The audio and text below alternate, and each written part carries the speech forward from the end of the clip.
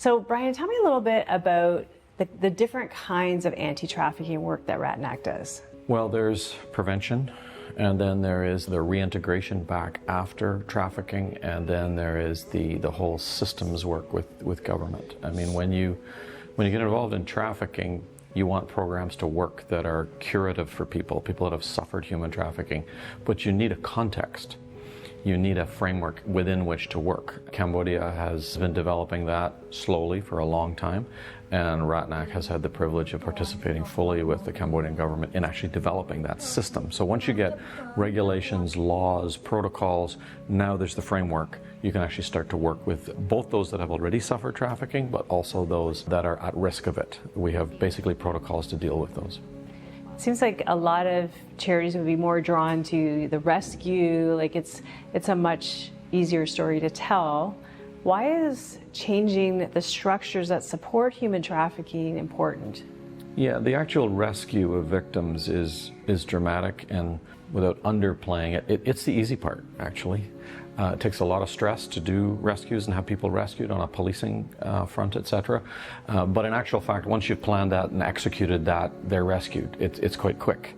The heavy lifting really comes when you have a broken life. And now how do we start to rebuild a broken life? That's long-term stuff. It's really difficult. It requires a lot of skills, but none of that can happen if there's not that legal framework in place. It's bureaucracy, but bureaucracy done well saves lives.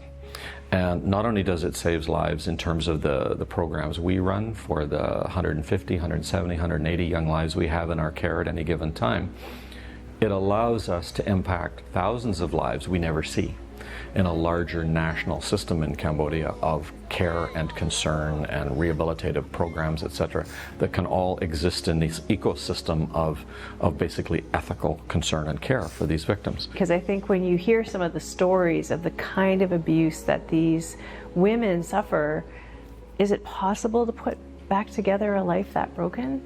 Yes, absolutely. I think the message I have for Canadians is that there is hope when we don't see any.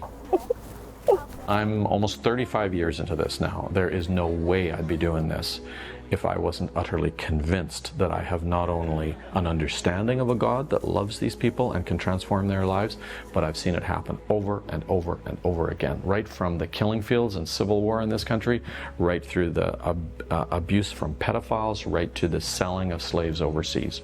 Through the whole thing, there is a God that redeems.